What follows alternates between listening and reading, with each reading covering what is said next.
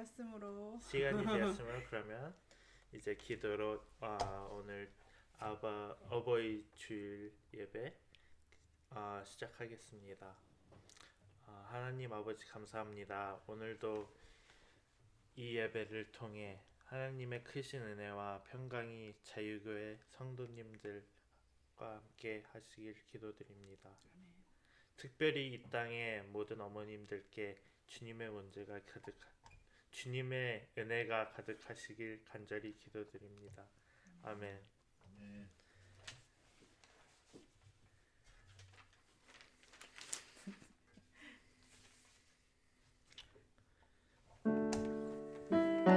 어머니의 넓은 사랑 찬양하겠습니다.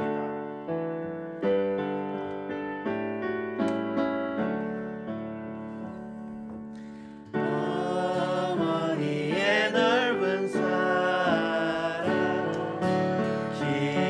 귀하고도 귀하다. 그 사랑이 언제든지 나를 감싸줍니다.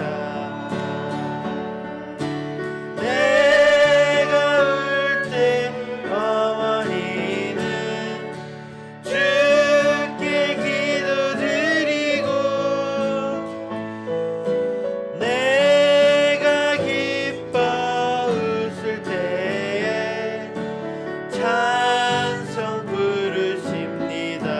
아침 저녁 읽으시던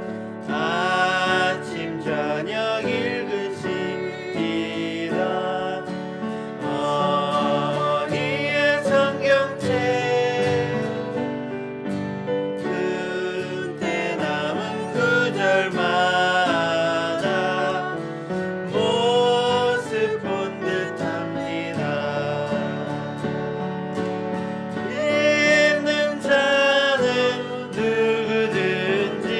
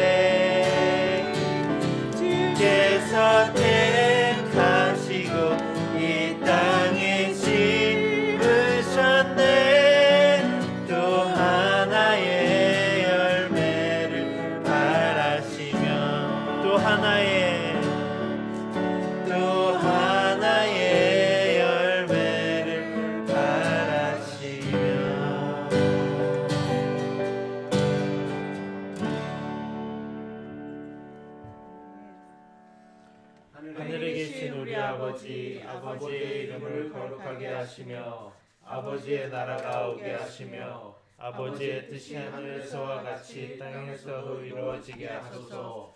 오늘 우리에게 일용할 양식을 주시고 우리가 우리에게 잘못한 사람을 용서하여 준 것 같이 우리의 죄를 용서하여 주시고 우리를 시험에 빠지지 않게 하시고 악에서 구하소서.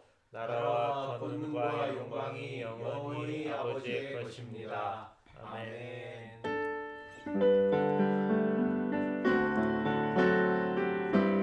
찬양하라 찬양하라 내 영혼아 찬양하라 내 영혼아 속에 있는 것들아 다 찬양하라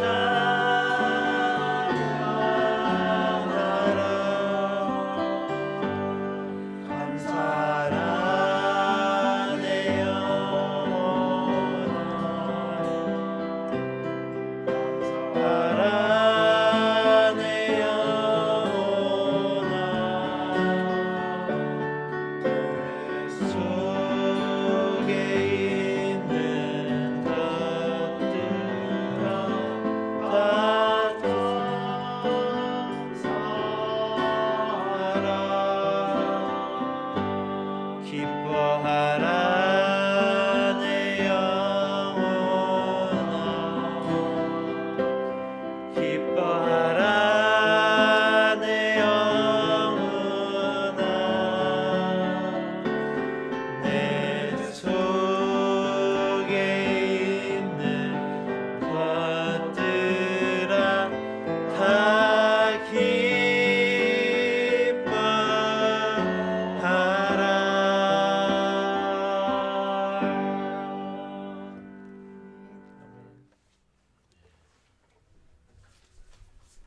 다 같이 기도드리시겠습니다. 사랑의 주님, 저희들 주일을 맞아 이렇게 온라인으로 예배를 드릴 수 있게 하심을 감사합니다. 특히 이번 주는 어머니 날이 있는 주입니다. 세상의 모든 어머니들, 그들의 노고와 사랑과 헌신을 다시 한번 기억하게 하시고 고마운 마음 표현할 수 있는 주가 되게 하시옵소서. 어머니도 없이 이 세상 그 누구도 존재할 수 없음을 기억하게 하소서. 주님, 저희는 지금껏 한 번도 경험하지 못했던 온 세상을 집어삼키려 하는 병魔와 싸우고 있습니다. 그 거대한 위력에 온 세상이 정지되었고 연약한 우리들은 두려움에 사로잡히기 쉽습니다. 저희에게 용기를 주세요. 골리앗을 대하는 다윗의 용기를 주세요. 두려움을 떨치고 현명하게 슬기롭게 이 위기를 잘 헤쳐나갈 수 있는 지혜를 주세요. 코비드-19과 일선에서 싸우는 모든 사람들을 주님 지켜주시고 성령님 함께 동행해 주세요. 그리고 이 사태를 통해 삶을 한번 돌아보게 하시고 우리에게 중요한 것이 무엇인지 다시 한번 생각할 수 있는 기회가 되기를 원합니다. 이 모든 것 우리 예수님의 이름으로 간절히 기도드렸습니다. 아멘. 아멘.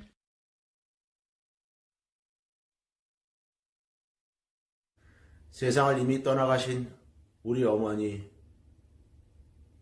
살아계시지만 너무 연로하신 우리 어머니를 위해, 그리고 멀리 떨어져 살기에 어머니를 찾아뵙고 인사드리지도 못하는 우리 아들, 딸들을 대신하여 이 노래를 드립니다.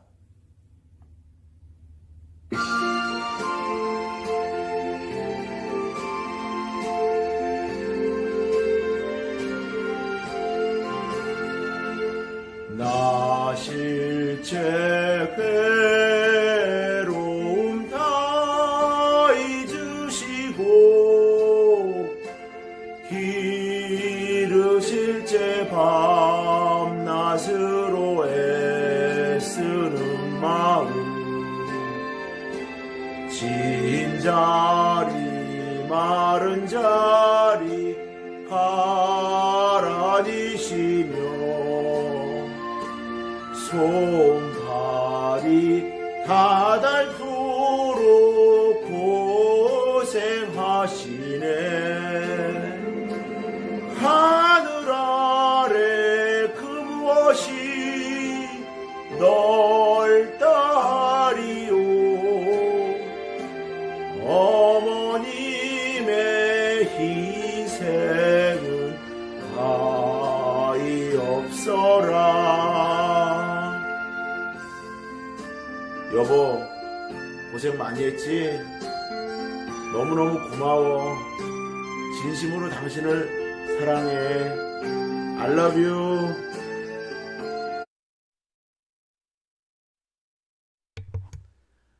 해피 마더스데이.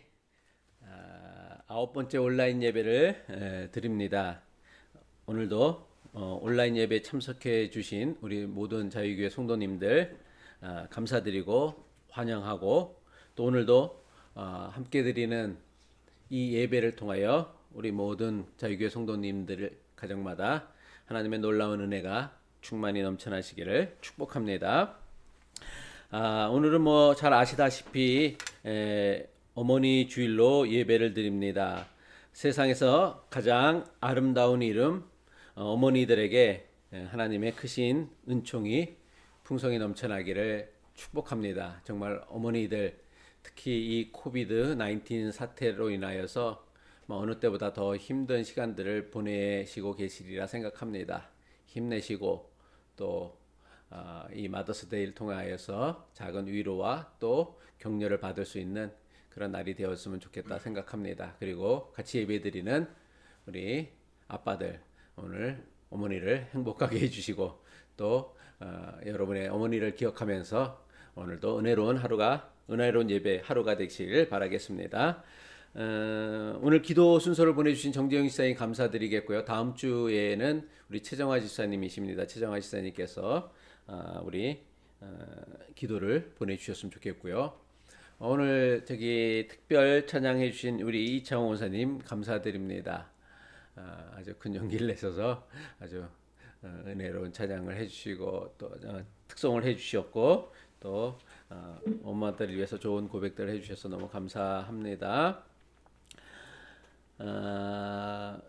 바라기는 우리가 지난 원래 때도 이 얘기를 드렸지만은 예배 때마다 좀 이렇게 성도님들이 참여를 할 수 없잖아요. 제가 원래 설교 시간에서 질문을 많이 하는데 질문도 할 수 없고 그러니까 여러분들이 좀 특송을 이렇게 좀 보내주셨으면 좋겠다라고 이렇게 지난번 원래 때도 말씀을 드렸습니다. 우리 뭐 순서는 제가 정해서 보낼 테니까 여러분들 준비되는 대로 다 이렇게 특송을 보내주시면 좋겠고요. 먼저 우리 특별히 장로님 가정부터 이렇게 솔선수범해서 모범을 보여주셨으면 좋겠다 생각합니다. 다음 주에는 우리 특별히 박준하 장로님께서 특별 찬양을 준비해 주셨으면 좋겠다 생각합니다. 제가 매번 광고 드리지만 유튜브 아침 묵상을 참여해 주셔서 너무 감사하고요. 보면은 더 좋은 일은 여기 구독을 꼭 눌러주시면은 우리 온라인 예배를 쉽게 찾을 수 있고요. 그 다음에 여기 좋아요를 꼭 눌러주시고요. 댓글을 쓰는 난이 있는데 댓글을 쓰는 난에 너무 대단한 글 원하는 게 아니에요. 물론 이왕이면 그날 아침 묵상을 듣고 본인이 느낀 것들을 간략하게 썼으면 좋겠지만은 그게 힘들고 또 불편하다고 생각하면 그냥 아멘 한 두 글자, 딱 두 글자밖에 안 돼요. 타이핑으로 하나, 둘, 셋, 넷, 다섯 번 타이핑하면 되는 어려운 일이 아닙니다. 영어로는 4번 하면 되고요. 그러니까 그 아멘이란 글자 한 글자라도 남겨주는 것이 아침 묵상을 준비하는 저에게도 위로가 되고요. 또 링크를 통하여 우리 교인이 아닌 다른 교인들이 와서 들었을 때 사실은 댓글이 많은 글들이 항상 그 조회수가 높더라고요. 그래서 여기 아멘이 많이 달리면 사람들이 이 말씀을 꼭 자기가 들어봐야 되겠다라는 그런 생각들을 하게 되는 것 같습니다. 그러니까 여러분들이 아멘이라도 꼭 두 글자라도 꼭 남겨주셨으면 좋겠습니다. 저도 정말 최선을 다해서 아침 묵상을 준비해서 보내는데 여러분들이 그 두 글자 쓰는 수고도 이렇게 같이 해주셔야지 서로 이렇게 협력하여서 손을 이루어 나가야지 우리가 이게 바로 말씀을 나누는 거고 또 전도하는 거고 선교하는 것이다 사명을 가지고 꼭 뭐 대단한 것을 요구하지 않잖아요. 그러니까 이 간단한 일에 여러분들이 작은 일에서부터 순종하고 또 실천해 주셨으면 좋겠다 생각을 합니다. 마찬가지로 그 오늘 예배가 마쳐지고 나면은 카톡방에다 아멘 한 글자 남겨주는 것, 이거 별것 아닌 것 같지만은 우리 모두에게 다 큰 힘이 되고요. 또 오늘 같은 경우는 이제 해피 마더스데이니까 그냥 해피 마더스 다 똑같은 말 써도 괜찮아요. 그래도 모든 사람들이 한 마음이 되어져서 해피 마더스데이, 어머니 날을 축복하고 있구나라는 그런 공감대 또 느낌들을 이렇게 우리가 함께 나누는 것이 저는 중요하다고 생각합니다. 그러니까 예배가 마쳐지시고 그냥 가지 마시고 꼭 단톡방에다가 해피 마더스데이 또는 감사합니다, 아멘, 또 뭐 그것도 어려우면 타이핑 어려우면 엄지척 하나라도 보내주시면 감사하겠습니다. 매주 금요일 7시 30분에 욥기 성경 공부를 진행 중에 있습니다. 참여 원하시는 분들은 언제라도 참여해 주시기 바라겠습니다. 예, 이제 이창호 원사님 나오셔서 성경 봉독해 드리겠습니다.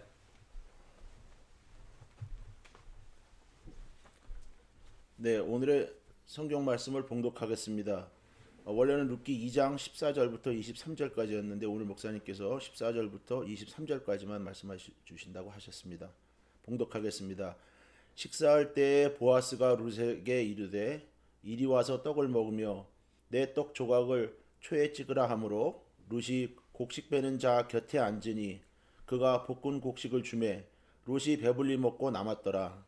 룻이 이삭을 주우러 일어날 때에 보아스가 자기 소년들에게 명령하여 이르되 그에게 곡식단 사이에서 줍게 하고 책망하지 말며 또 그를 위하여 곡식다발에서 조금씩 뽑아 버려서 그에게 줍게 하고 꾸짖지 말라 하니라. 룻이 밭에서 저녁까지 줍고 그 주운 것을 떠니 보리가 한 에바쯤 되는지라.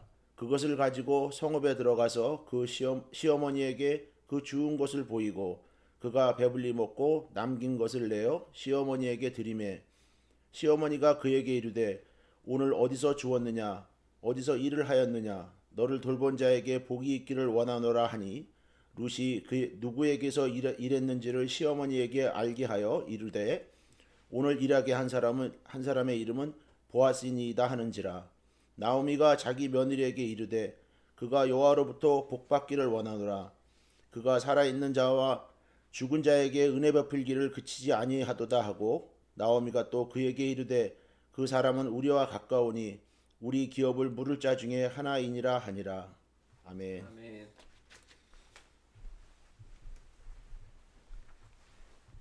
예, 감사합니다. 우리 권사님께서 예배부라서 매주 10시 30분에 나와서 이렇게 예배를 도와주시고 또 오늘 또 성경 봉독도 해주시고 특성도 해주셔서 너무 감사드립니다. 룻기 강의 6번째 시간으로 복은 쌓아두는 것이 아니라 나누는 것입니다 라는 제목으로 오늘 말씀을 나누려고 합니다. 오늘로서 우리가 9번째 온라인 예배를 드립니다. 언제까지 온라인 예배를 지속해야 될지 모르는 상황입니다. 비록 우리가 온라인으로 예배를 드리지만 오늘도 각 가정에서 같은 시간, 같은 찬양, 같은 말씀으로 예배를 드리는 자유교회 모든 성도님들에게 하나님의 크신 은혜와 평강이 충만하기를 간절한 마음으로 축복합니다. 룻기 2장은 베들레헴의 유력자인 보아스가 비천하고 가난한 모압 여인 룻에게 베푸는 친절과 은혜로 가득 차 있습니다. 룻기 2장에 나오는 보아스가 룻에게 베푼 친절과 은혜는 다음과 같습니다.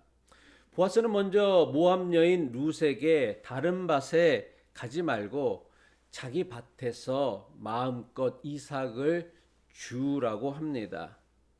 그리고 추수하는 자신의 종들에게 명령하기를 룻을 건드리지 말라. 룻을 보호해 줄 것을 명령합니다. 그리고 보아스는 종들의 마시는 물들, 종들이 마시기 위해 일하고 마시기 위하여 떠온 물을 룻으로 하여금 같이 마실 수 있도록 종들에게 명령을 합니다. 비천한 여인 이방 여인에게 베푸는 보아스의 친절과 은혜는 여기서 끝나지 않았습니다. 보아스가 식사할 때에 룻을 초대하여 배부르게 먹도록 합니다. 유대 문화에서 식사 자리를 같이 한다라는 것은 대단히 중요한 의미를 가지고 있어요. 그래서 예수님도 세리와 죄인들과 같이 식사를 한다고 해서 많이 비난을 받았거든요. 그러니까 식사 자리는 되게 엄격해요. 그래서 신뢰할 만한 사람 또 그런 사람들과 함께 식사를 하는데 모압 여인 룻을 초대하여서 보아스와 함께 같이 식사를 하게 합니다. 식사를 마치고 다시 룻이 이삭을 주우러 가자 보아스가 종들에게 명령하기를 뭐라고 하냐면 추수한 곡식단을 그녀 앞에다가 일부러 떨어뜨려서 룻이 많은 이삭을 줍도록 합니다. 보아스의 배려로 인하여서 그날 하루 사이에 룻이 주운 보리가 무려 한 에바였다라고 룻기는 기록하고 있습니다. 룻기 2장 16절로 17절이죠. 또 그를 위하여 곡식 다발에서 조금씩 뽑아버려서 그에게 줍게 하고 꾸짖지 말라 하니라. 룻이 밭에서 저녁까지 줍고 그 주운 것을 떠니 보리가 한 에바쯤 되니라. 에바는 이스라엘 시대의 곡식을 세는 단위였습니다. 그래서 에바의 원래 그 히브리어의 의미는 바구니라 뜻이에요. 그래서 한 에바는 한 바구니인데 이 한 바구니가 어느 정도냐면은 22리터쯤 지금의 그 도량으로 따진다면 22리터쯤 된다고 합니다. 여러분들 마켓에 가면 2리터짜리 그 콜라랑 아니면 스프라이트 그 병 있잖아요. 그게 한 10개쯤 된다라고 생각을 하면 돼. 11개쯤 된다라고 생각을 하면 됩니다. 그리고 한 에바의 보리는 어른 한 사람이 15일 정도 먹을 수 있는, 그러니까 적지 않은 꽤 많은 양이에요. 그러니까 한 에바는 사실 룻이 하루 사이에 떨어진 이삭을 주워서 모을 수 없는 엄청나게 많은 이삭이라고 할 수 있습니다. 대부분의 이삭을 줍는 그 여인들은요, 하루 이삭 주워서 그날 하루 식구들을 배불리도 먹게 할 수 없을 정도의 적은 이삭만 주었는데 룻이 한 에바의 보리를 주었다라는 것은 보아스의 배려가 얼마나 컸고 대단했는지를 보여주는 사건입니다. 보아스가 룻에게 친절과 배려 그리고 은혜를 베푸는 이 사건은 오늘 우리에게 매우 중요한 영적 도전을 주는 말씀이 아닐 수 없습니다. 보아스는요, 룻에게 대단히 세심하고 사려 깊게 친절과 은혜를 베풀었습니다.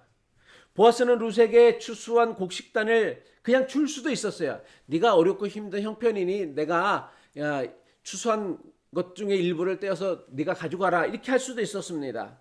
하지만 보아스는 그렇게 하지 않았어요.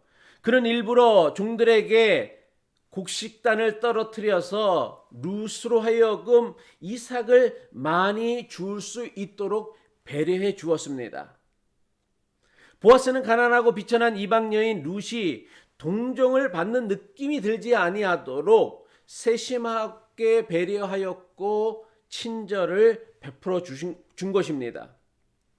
저는 이것이야말로 우리가 보아스에게서 반드시 배워야 하는 매우 중요한 영성이라고 믿습니다.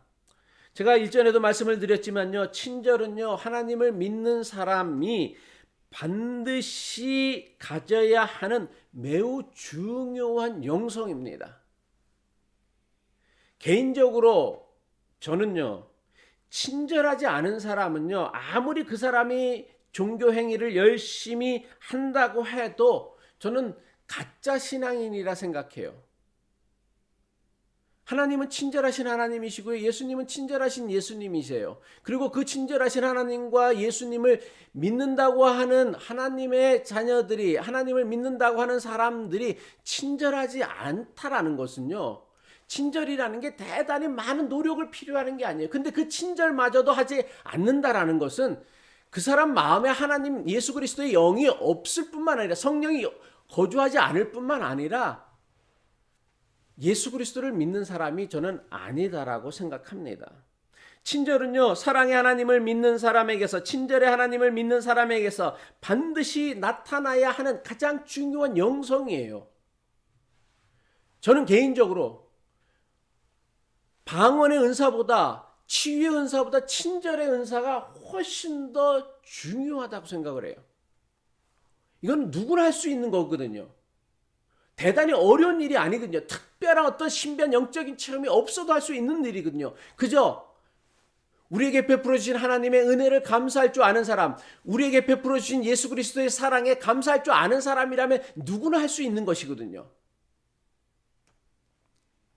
더 나아가 친절은요, 우리가 타인에게, 이웃에게 베풀 수 있는 가장 쉬우면서도 가장 확실하고 분명한 하나님의 사랑이기 때문입니다. 또한 우리는 다른 사람에게 친절이나 은혜를 베풀 때에는 베푸는 자가 보아스처럼 세심하고 사려가 깊어야 합니다.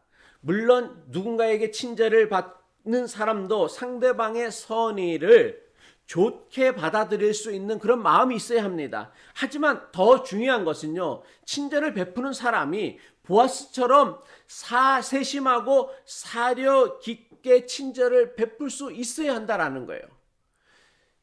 사려 깊고 세심하지 않은 친절은요, 자칫 상대방에게 싸구려 동정을 받는 느낌을 줄 수 있기 때문입니다. 이런 친절은 차라리 하지 않는 것이 더 나을 수도 있다는 사실입니다. 성경이 보아스가 룻에게 보여주었던 그 친절과 배려를 자세하게 기록하고 있는 이유가 뭐겠어요?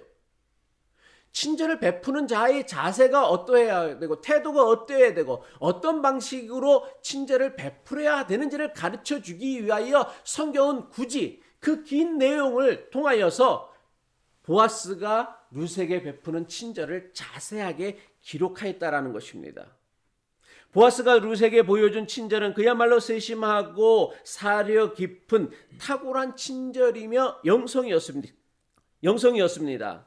그렇다면 보아스는요, 도대체 어떻게 비천한 이방 여인 룻에게 이토록 세심하고 사려 깊은 친절을 베풀 수 있었을까요? 도대체 그 영성의 비결이 무엇이냐는 것입니다.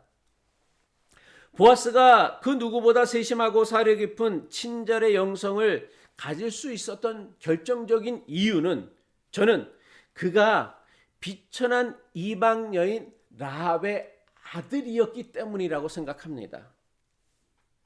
보아스는요, 비천한 이방 여인 라합의 아들로 태어나서 자기 어머니가 이스라엘 땅에서 겪어야 했었던 서름과 아픔들을 아마 누구보다도 잘 알고 있었기 때문이었을 것이라 생각합니다. 이스라엘 문화에서 엄격한 종교적 규례와 편견으로 가득 차 있는, 그래서 이방인이라고 하면 개처럼 여겼던 이스라엘의 그 종교 문화에서 기생 출신의 비천한 이방 여인이 살아간다라는 것은요, 오늘 우리가 미국 땅에서 소수 민족으로 아시안으로 코리안으로 사는 것과는 비교할 수 없을 만큼 힘들고 어려운 삶이었습니다. 하지만 모두가 무시하고 비천하게 여기는 이방 여인에게 하나님의 은혜가 임하였습니다. 이방 여인 라합의 아들 보아스가 베들레헴 지역에서 누구도 함부로 여길 수 없는 유력자가 되어진 거예요. 비천한 이방 여인을 어머니로 두었다라는 것이 보아스에게는 대단히 큰 상처이며 아픔일 수 있었을 것입니다. 하지만 보아스는요, 자신이 자라며 받아야 했던 놀림이나 편견 때문에 그는 독한 사람도 되지 않았고 나쁜 사람도 되지 않았다라는 거예요. 오히려 자신의 아픔과 자신의 상처들, 또 자신이 받아야 했던 편견을 하나님께서 자신에게 주신 사명으로 여길 줄 알았던 사람이었다는 것이죠. 보아스가 비천한 이방 여인 룻에게 베푸는 그 사려 깊은 배려와 친절은요, 그가 겪어야 했던 아픔과 상처가 있지 아니하고는 도저히 그토록 세심하고 친절한 배려와 은혜는 베풀 수 없었으리라 생각합니다. 이런 의미에서 우리가 겪어야 했었던 어떤 불친절한 기억들은요, 저 사람이 나에게 저렇게 불친절하게 했으니까 나도 그렇게 될 때가 아니라, 내가 이런 대접을 받으면, 이런 대우를 받으면, 기분이 안 좋구나, 라는 것을 우리는 깨달아야 되는데, 그 기분 나쁜 것을 또 다른 사람들에게 전가하고 떠넘긴다라는 거예요. 이게 바로 악순환을 만들어내는 거란 말이에요. 대부분의 경우 어린 시절 겪어야 했던 놀림이나 편견 또는 상처나 아픔은요, 어른이 되어서 그 사람을 아주 독한 사람, 악한 사람이 되게 만듭니다. 하지만 보아스는 그렇지 않았다라는 거예요. 오히려 정반대로 자신이 자라며 겪어야 했던 상처와 아픔 때문에 자신과 비슷한 아픔을 가진 사람들을요, 세밀하게 보살피고 도울 줄 아는 아주 좋은 사람이 되었다라는 거예요. 저는요, 이것이야말로 보아스를요, 당대 최고의 유력자가 되는 복을 받게 되어진 가장 중요한 이유라고 생각을 합니다.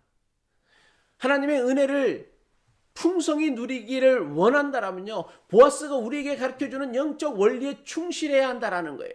자신이 받았던 아픔과 서름, 상처들을요, 남에게 떠넘기고 전가하는 것이 아니라 그것을 자신의 사명으로 여기고 그것으로 사명으로 전환시키고 승화시킬 수 있는 사람은요, 그 누구도 누리지 못하는 놀라운 하나님의 은혜를 누리게 되어진다라는 것. 이게 보아스의 삶이 우리에게 보여주고 있는 매우 중요한 영적 도전이 아닌가 생각합니다. 그리고 이 보아스의 이야기에는 우리가 반드시 주목해야 하는 매우 중요한 영적인 도전이 있습니다. 보아스는요, 이방 여인 룻에게 베푸는 세심하고 사려 깊은 친절로 룻과 나오미가 그야말로 놀라운 은혜를 입었습니다. 어디에서도 얻을 수 없는 그 큰 은혜를 입었습니다. 하지만 중요한 사실은요, 보아스가 룻에게 베푼 친절과 배려를 통하여 룻과 나오미의 인생만 풍성해지지 않았다라는 사실이에요. 룻에게 사려 깊은 친절을 베푼 보아스의 인생도요, 이전과는 비교할 수 없을 만큼 존귀해졌다라는 사실입니다. 이것이야말로 보아스의 삶이 주는, 보아스의 이야기가 우리에게 주는 매우 중요한 영적 도전이 아닐 수 없습니다. 만약 보아스가 자신이 하나님께 받은 은혜와 복, 유력자로서의 그 복을 자신만을 위해서만 사용하였다라면 그는 그저 베들레헴 땅의 유력자로 그치고 말았을 것입니다. 하지만 보아스가 자신이 받았던 은혜를, 자신이 가진 풍요함을 비천한 이방 여인 룻에게 베풀고 나누는 일에 주저하지 않았습니다. 그 결과가 무엇입니까? 비천한 이방 여인 라합의 아들 보아스가요, 다윗의 계보와 예수님의 계보에 오르는 존귀한 자가 되었다라는 것입니다. 다윗의 계보인데 살몬이 라합과 결혼하여서 보아스를 낳고요, 보아스가 룻과 결혼하여 오벳을 낳고요, 오벳의 아들이 이새고요, 이새가 다윗을 낳은 거예요. 다윗이 어떤 사람입니까? 이스라엘 백성들이요, 이스라엘 역사에서 가장 위대한 왕으로 꼽히는 왕이 다윗이에요. 그리고 예수 그리스도는 이 다윗의 후손으로 온다라는 것이 이스라엘 유대인들의 믿음이란 말이에요. 바로 그런 다윗의 계보와 예수 그리스도의 계보에 오르는 그 존귀한 자가 되어줄 수 있었던 비결이 무엇이었느냐면, 비천한 이방 여인의 아들이었고요, 비천한 이방 여인 모압 여인과 결혼하였던 보아스가 다윗의 계보와 예수 그리스도의 계보에 오르는 그야말로 이스라엘 역사 가운데 서서 가장 존귀한 자가 되어줄 수 있었던 그 영적인 원리가 무엇이었느냐면, 그는 자신이 받은 하나님의 은혜와 복을요, 자신과 비슷한 처지에, 아니면 자신보다 더 어려웠던 처지에 놓였던 이방 여인 룻에게 은혜 베풀기를 주저하지 않았기 때문이라는 것입니다. 이것은 룻도 마찬가지입니다. 룻이 얼마나 비천한 여인이에요. 이스라엘 문화 가운데 속에서 모압 여인이라고 하면 이스라엘 사람들이 상대도 않았어요. 그래서 시어머니 나오미가 룻과 함께 이스라엘 땅 베들레헴 땅에 왔을 때 이 룻에 대해서 사람들이 뭐라고 얘기해요? 종들이 보아스에게 이 룻에 대해서 뭐라고 설명해? 모압 여인이라고 소개하고 있는 거예요. 이 모압 여인이라는 것은 단지 그녀의 출신을 얘기하는 것이 아니라 저 여자랑은 상종하지 말아야 된다라는 조소, 비난이, 저주가 내포되어져 있는 말이에요. 그런 룻이 어떻게 다윗의 계보와 예수 그리스도의 계보에 오르는 존귀한 여성이 되어줄 수 있었습니까? 더군다나 예수님의 계보, 마태복음 1장에 나오는 예수님의 계보에는요, 여자들의 이름, 계보에는 여자들의 이름을 기록하지 않는데 그 이름 가운데 속에 보아스를 중심으로 하여 그의 어머니 라합과 룻이 이름이 분명하게 기록되어져 있다라는 거예요. 그녀 역시 마찬가지로 보아스가 자기가 받은 은혜를 시어머니 나오미와 나누는 일에 보아스에게 받은 은혜를요, 자기의 시어머니 나오미와 나누는 일에 주저하지 않았기 때문이었습니다.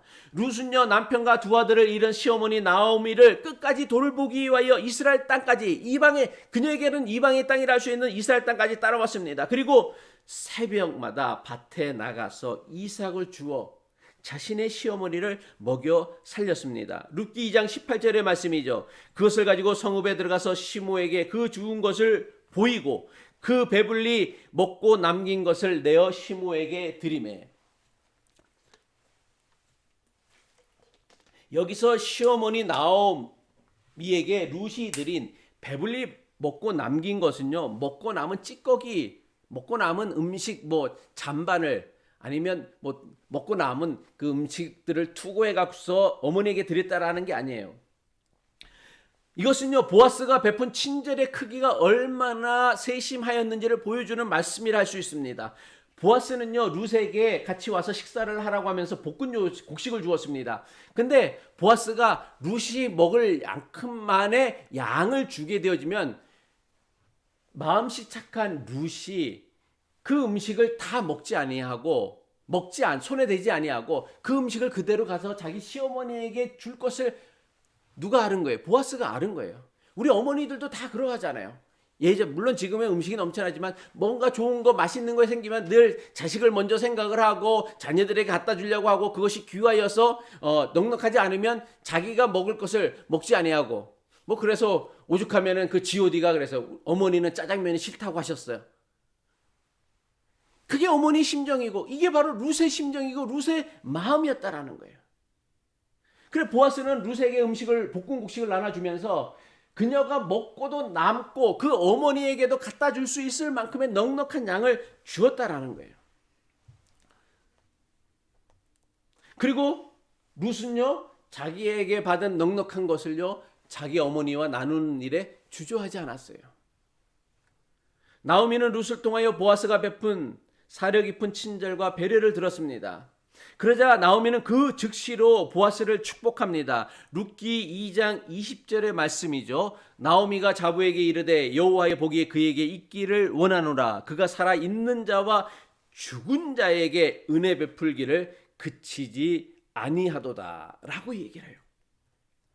저는 이 부분이 매우 중요하다라고 믿습니다. 하나님께서 보아스에게 은혜를 베푸셨어요. 근데 보아스는요, 자신이 받은 하나님의 은혜를 자기 혼자 독식하고 독점하지 않았습니다. 보아스는요, 자신이 받은 은혜를 룻에게 베풀었고요, 룻은 역시 마찬가지로 자신이 보아스에게 받은 은혜를 시므에게 나누었습니다. 그러자 나오미가 다시 어떻게 했어요? 보아스를 축복을 해요. 하나님의 은혜가, 하나님의 복이 그에게 있기를 기도합니다. 하나님의 은혜가 돌고 돌아 모두가 서로를 축복해 주는 거예요. 이걸 뭐라고 얘기하느냐? 선순환이라고 하는 거예요. 선순환. 세상에는요, 선순환의 구조가 있고 악순환의 구조가 있습니다. 그래서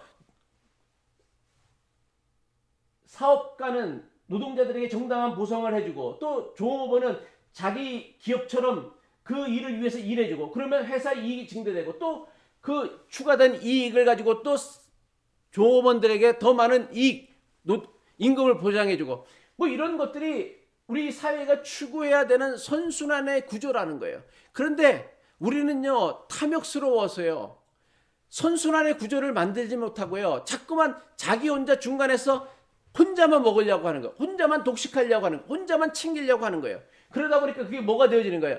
악순환의 구조를 만들어내고 만다라는 것이죠. 보면은 월마트가 있고요, 코스코가 있고요, 아마존이 있고요, 또 요새 뜨고 있는 그 유명한 그 사이트 중에 하나가 쇼피파이라는 데가 있는데, 이 월마트나 아마존이나 코스코나 쇼피파이는요, 물건을 생산하는 기업이 아닙니다. 이 모든 기업들은요, 생산자에게서 물건을 사서 소비자에게 파는, 유통하는 기업이에요.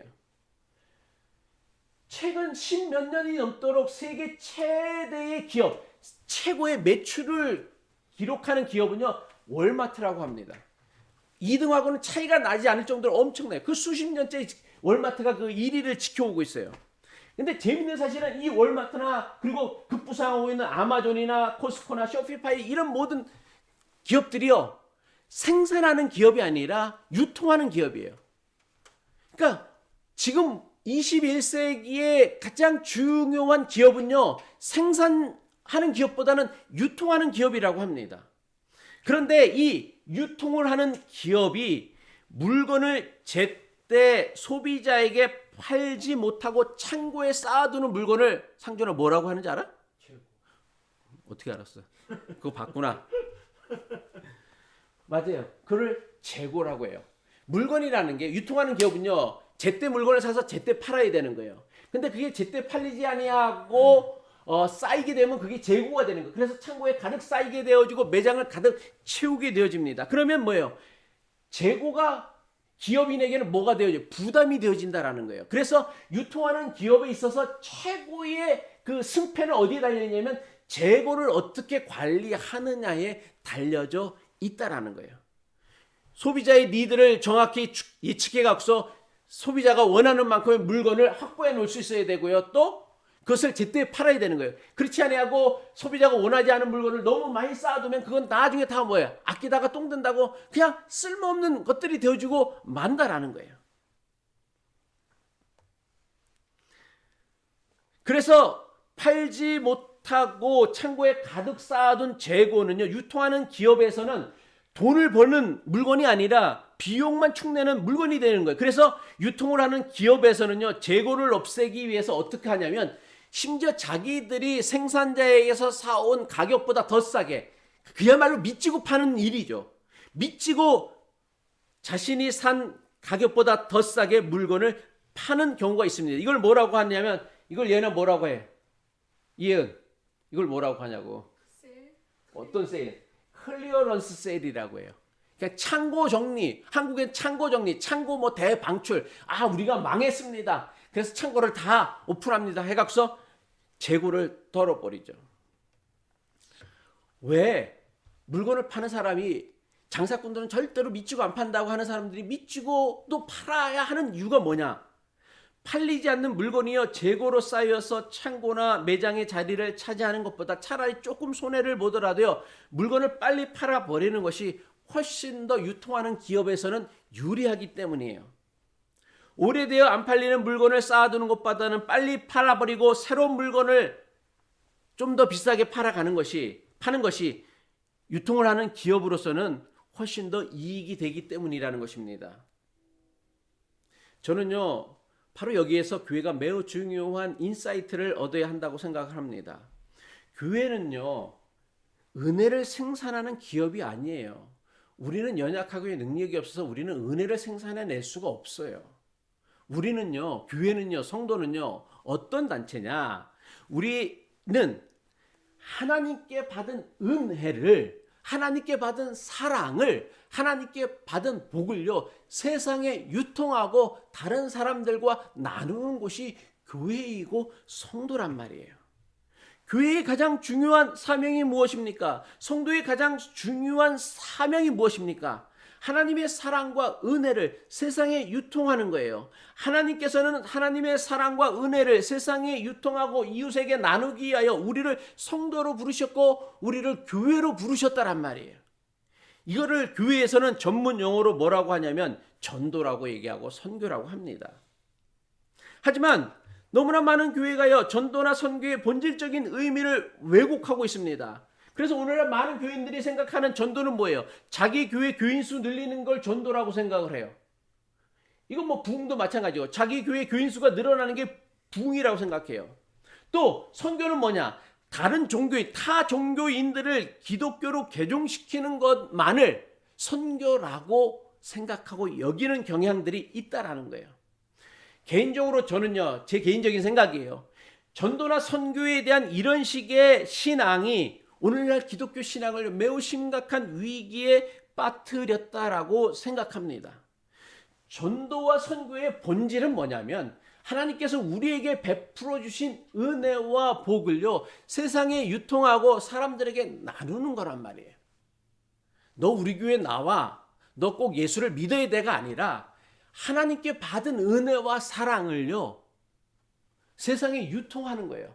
내가 하나님한테 이런 큰 은혜를 받았어. 그래서 내가 이걸 너희들과 함께 나누고 싶어 하면서 자기가 받은 은사대로, 자기가 받은 어떤 능력대로 세상을 섬기고 세상을 돕는 거예요. 저는 이게 전도고요. 저는 이게 선교라고 믿습니다. 그리고 그 결과로 개종자가 생겨날 수가 있는 거고 또 교인 수가 늘어날 수 있는 것이지, 대놓고 전도지 돌리면서 자기 교회 나오라고 하는 것, 또 개종을 강요하는 것, 저는 이거는 영적인 폭력이라 생각합니다.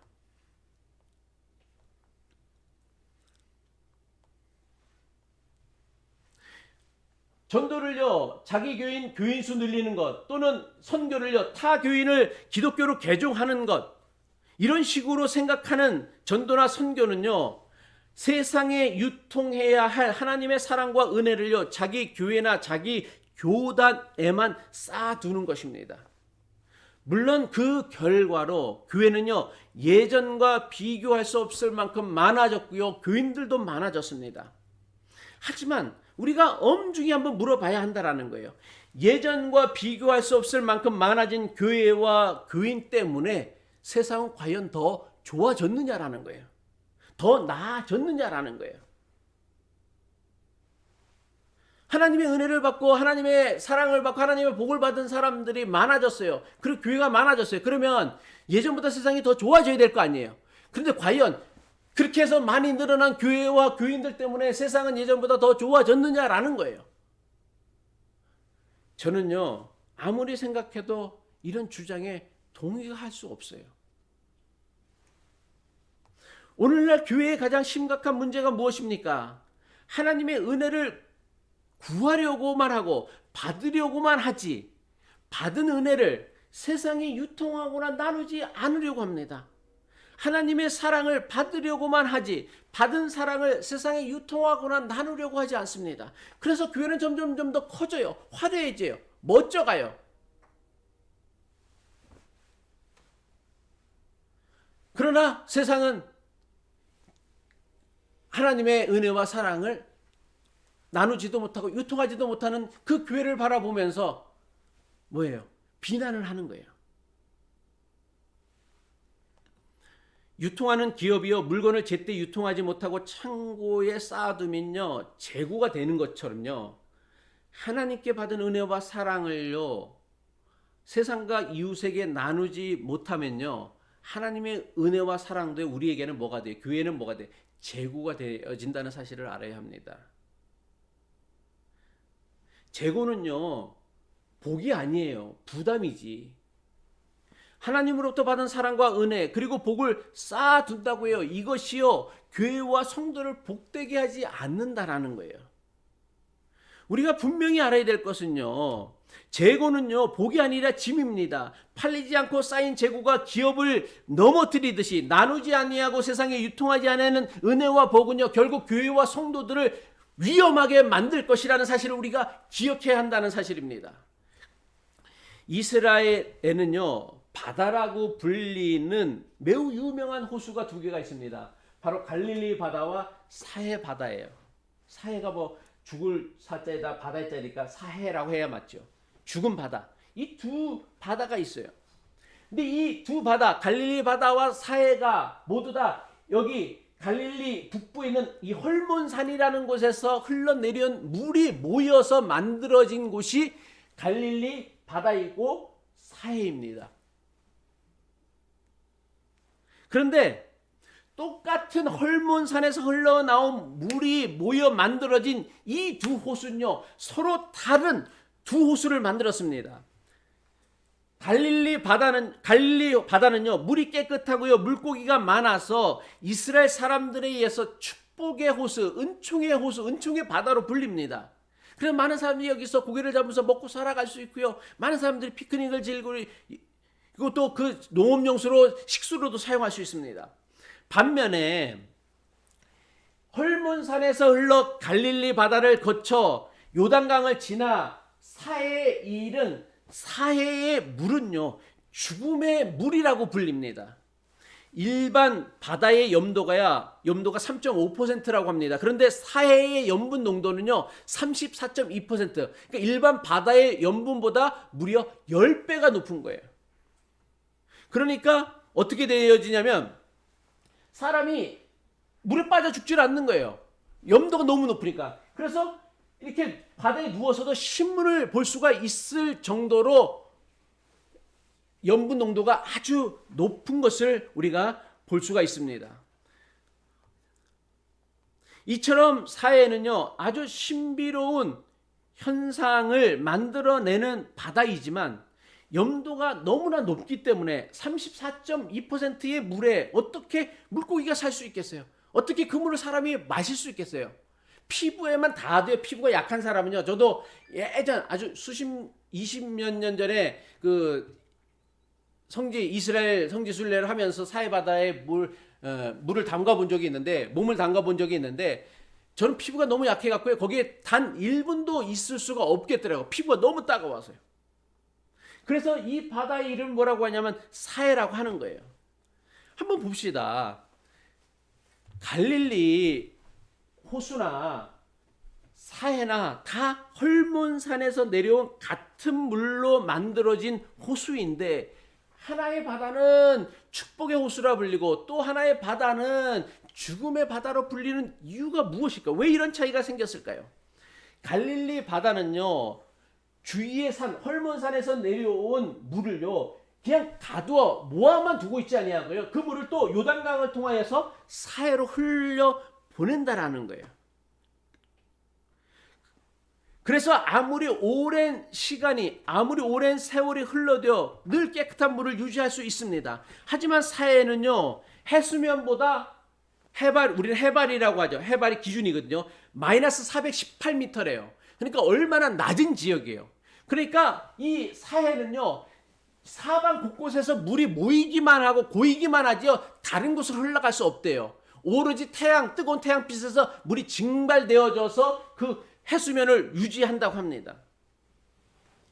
그래 다른 곳으로 물을 흘려보내지 아니하고 고이기만 하는 사해의 물은요 결국 어떤 물이 되어지냐 죽은 물이 되고 만다라는 거예요.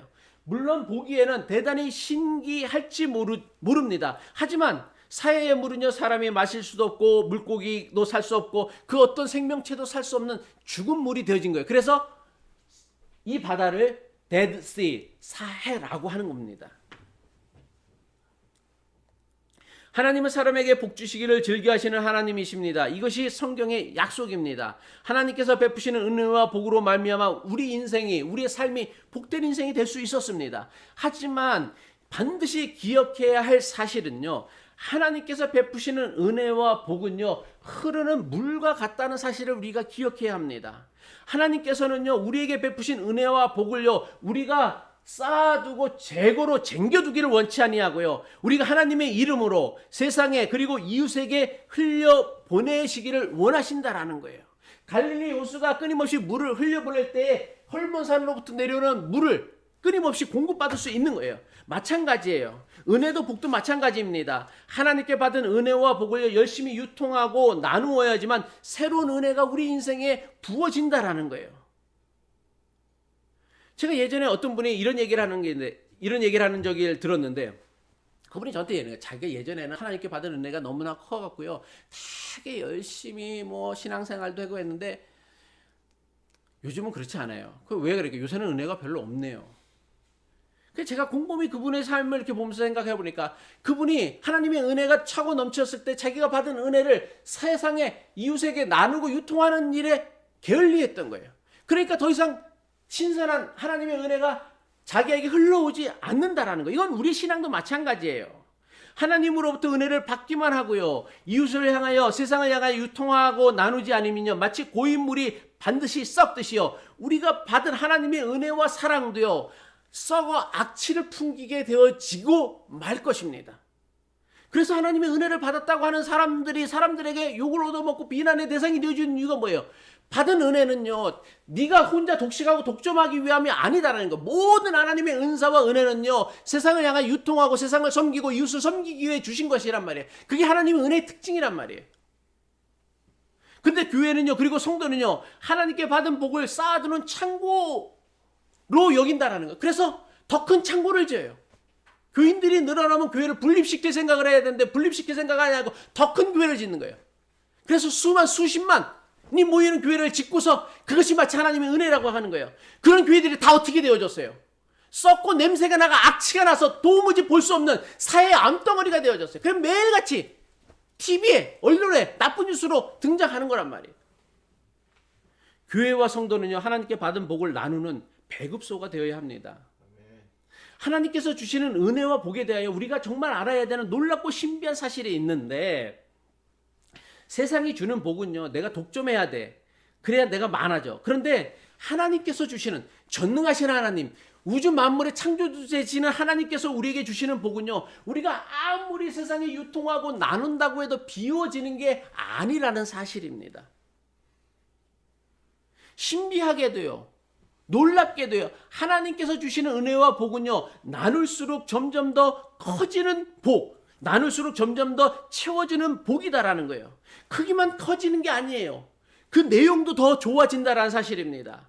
하나님께서 주신 복을 나누면요, 기쁨으로 나누기 시작하면요, 그 복에 하나님의 은혜와 사랑이, 은총이 더하여집니다. 그래서 복을 나누는 사람뿐만 아니라 복을 받는 사람 모두가 다 존귀하고 아름다운 사람이 되어진다라는 거예요.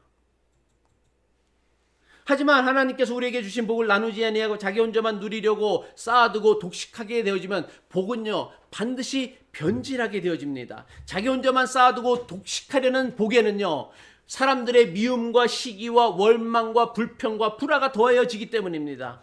그것뿐만 아니에요. 하나님께서 주시는 은혜와 복을 쌓아두기만 하면 복이 나중에는 인생을 괴롭히는 짐이 되어질 수 있다는 거예요.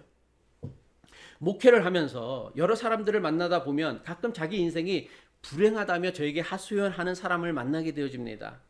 하지만 저는 제 눈에는요, 그 사람이 왜 불행하게 살까 도무지 이해가 안 될 때가 있어요. 그 사람의 형편과 처지를 보아서는 도무지 그 사람이 하소연하는 만큼의 인생이 불행할 것도 건덕지가 하나도 없는데도 스스로 자기가 불행하다라고 얘기를 해요. 그래서 제가 그런 분들을 만나면 왜 그럴까 아주 곰곰이 생각해 봅니다. 근데 제가 그런 분들을 만나면서 곰곰이 생각한 것은 무엇이냐면, 그런 사람들 대부분은요, 자신이 받았던 은혜나 복을요, 단 한 번도 다른 사람에게 나누지 않았기 때문이었습니다.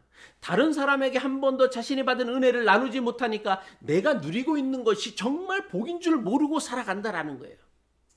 공부해서 남을 도울 줄 알아야 공부 잘하는 게 복인 줄 알아요. 근데 공부를 잘하기만 하지 다른 사람을 돕는 일에 단 한 번 쓰지 않으니까 공부 잘하는 게 복인 줄 모르는 거예요.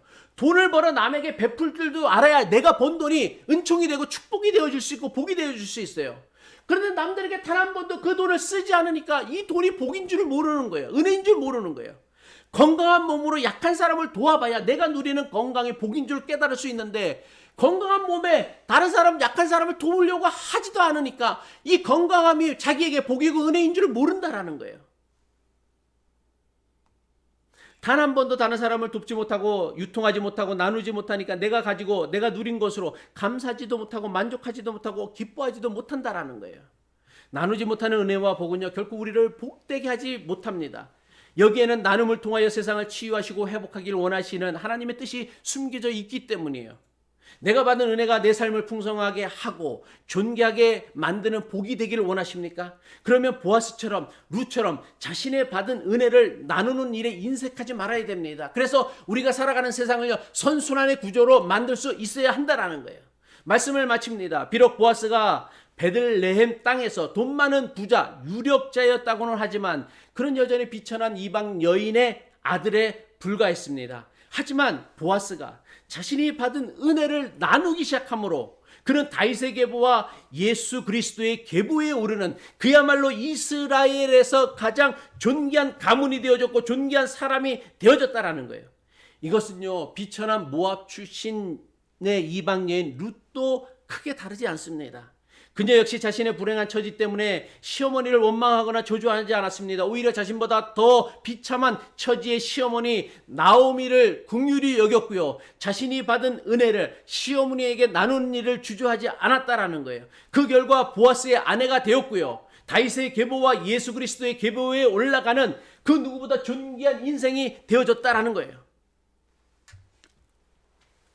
이방 여인이 예수 그리스도의 계보에 올라가고요. 다윗 왕의 계보에 올라갔다라는 것은 놀라운 인생의 역전이 아닐 수 없어요. 놀라운 하나님의 은혜가 아닐 수 없다라는 거예요. 바라기는 보아스와 룻처럼 하나님께 받은 은혜를 혼자만 독식하거나 쌓아두려고 하지 아니하고 세상과 이웃을 향하여 나누며 살아감으로 날마다 하나님께서 우리에게 부어주시는 새롭고 신선한 은혜를 누리며 살아갈 수 있는 저와 여러분이 되어줄 수 있기를 주님의 이름으로 간절히 축복합니다. 아멘. 기도드리겠습니다.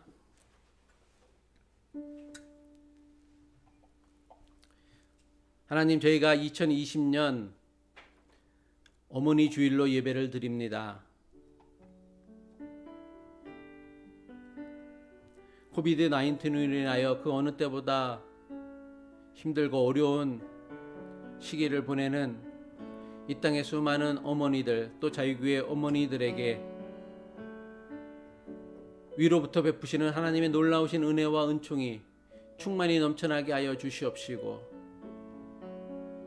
어머니에게 베풀어 주신 하나님의 은혜가 어머니들을 통하여서 그의 가정에 두루두루 나뉘어지고 유통되게 하여 주시옵소서. 또 하나님의 은혜를 누리는 우리 자유교회 성도들이 세상을 향하여 우리가 받은 하나님의 은혜와 사랑을 유통하는 자가 되게 하시옵시고, 우리의 이웃에게 내가 받은 복을 나누는 신실한 믿음의 사람이 되게 하여 주시옵소서. 보아스가 그리고 룻이 자신이 받았던 은혜를 함께 나누고 유통하는 일에 주저하지 아니하였기에 그 누구보다 비천한 인생이었던 보아스의 삶과 룻의 삶을 역전시켜 이스라엘 그 누구보다 존귀한 자로 만들으셨던 그 하나님의 놀라운 역사를 우리가 기억하게 하여 주시옵시사. 비천한 우리가 이 땅에서 존귀한 자로, 거룩한 자로, 하나님의 자로 살아갈 수 있는 것은 내가 받은 은혜와 사랑과 복을 세상에 유통하고 나눌 때임을 우리가 기억하게 하여 주시옵소서. 예수님의 이름으로 기도드렸사옵나이다. 아멘. 우리 찬양하겠습니다. 주님, 내가 여기 있사오니, 내가 여기 있사오니 나를 보내소서. 마음 나의 몸 주께 드리오니 주 받으옵소서.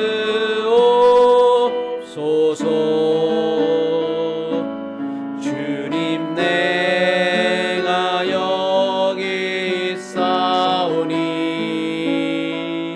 나를 써 주소서. 가진 것 모두 다 주께 드리오니 주 받으옵소서.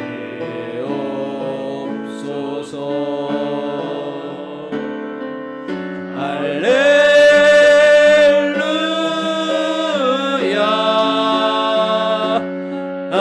할렐루야,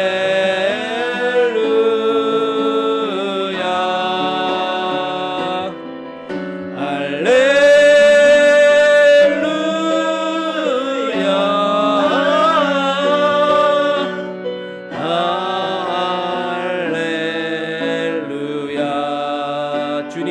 여기 있사오니 내가 여기 있사오니 나를 보내소서.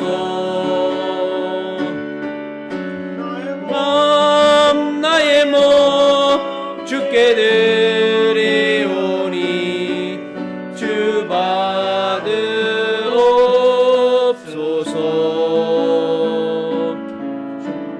내가 여기 있사오니 써주소서.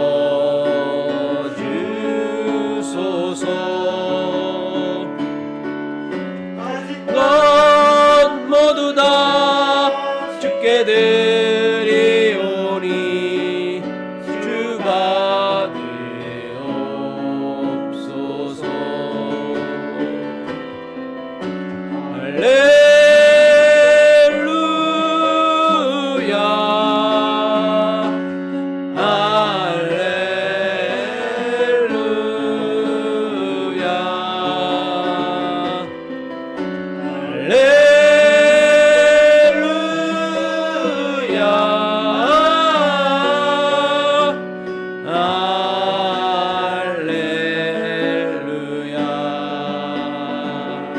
나를 받으옵소서.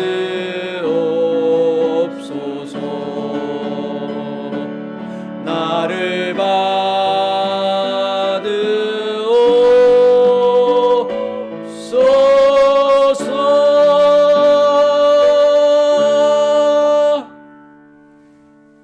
이제는 우리 주 예수 그리스도의 그 크신 은혜와 하나님 아버지의 극진하신 사랑하심과 성령의 감동 역사하심이 2020년 마더스데이를 맞이하는 이 땅의 어머니들, 또 특별히 자유교회 어머니들에게, 또 그 어머니들이 섬기는 믿음의 가정들 위해 지금부터 영원토록 함께 하시옵기를 간절히 축원하옵나이다.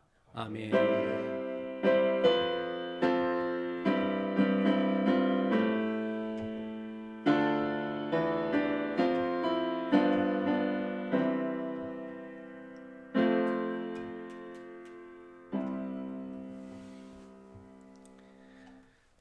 예, 감사합니다. 긴 시간 함께 예배 드려주셔서 너무 감사합니다. 오늘 마더스데이 행복하고 재밌고 좋은 시간 가족들과 많이 보내셨으면 좋겠고요. 또 한 주간 하나님께서 우리에게 허락하여 주셨으니까 이 한 주간을 보내면서 여러분들 안전하시고 건강하시기를 또 간절히 축복하고 또 기도드립니다. 그래서 우리가 아프지 말고 건강한 모습으로 다시 만날 그날을 소망하면서 이 한 주간도 여러분의 삶의 현장과 처지에서, 기업에서, 또 일터에서 믿음으로 승리할 수 있는 한 주간 되시길 바라겠습니다. 안녕.